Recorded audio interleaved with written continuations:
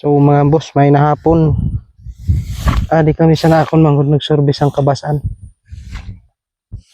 Natingga lang. Isang taon nang nakatingga. So ito ngayon yung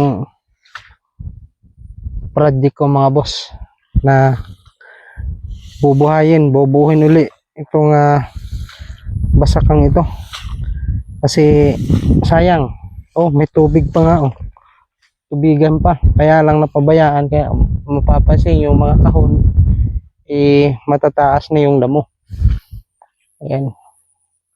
So ang gagawin ko rito mga boss, ito sa kapatid ko, papagrass cut ko to sa kanya para papakinabangan, kasi sayang itong produktong ito mga boss kung hahayaan lang natin itong basakan na ito.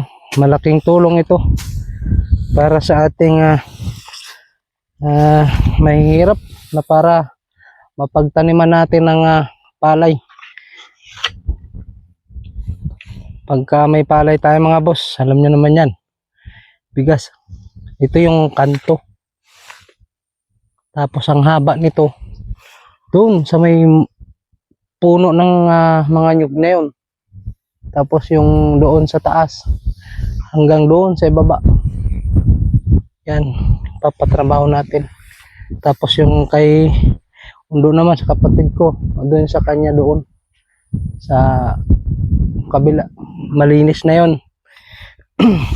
Wali, nagbabad siya kanina ng kanyang bini para sunod na araw taniman niya na mga boss, tiprakan niya na, directan. Yan, malawak pala ito mga boss, kasi hanggang doon to sa baba. Pansin nyo doon, mula doon sa baba na yun hanggang doon.